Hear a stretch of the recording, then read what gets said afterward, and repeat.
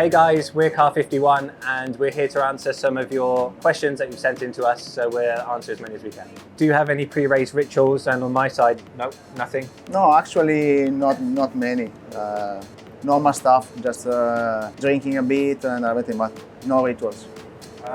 No, before was go inside into the car from the left side. Now I think it's the only way to go. You have no choice. What about the lucky pants? No? No, before, no, not anymore, not anymore. What was everyone's biggest challenge during the 24 hours of Le Mans? Actually, reach the end with the car in one pieces and try to cross the finish line. Yeah, same answer. I think our worry was reliability, and the challenge was to try and keep the car in one piece and make it to the end. Yeah, I agree. That was our first Le Mans with his car, and it was the weak point. Let's say, 24 hours is a long race, so it was just try to have a smooth race. Then, we had a good result, so it was a good one in the end. Describe your most chaotic driver change. Well, some of them are chaotic. It's hard to remember which ones, but Antonio, we have some small issues. One being that he forgets a little bit the procedure, but I think it's his first year and it's expected. So yeah, we sometimes lose the water tube, the radio, the inside. I don't know, but it's generally been okay this year, to be honest.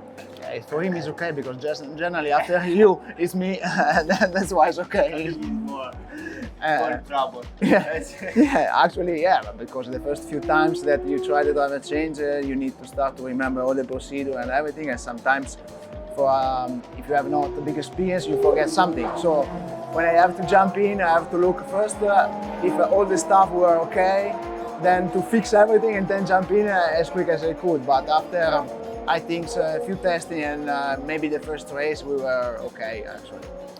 I need to say from my side, it was always been perfect. You all come from different classes in motorsport. How hard is to adapt to the hypercar? We did a few miles of test, a lot of miles of testing before the starting of the season, so we had the time to adapt our driving style and everything. And then at the end, it's not so far from the GT. I mean, of course, it's quicker in the corner with more downforce, but driving style is not so far.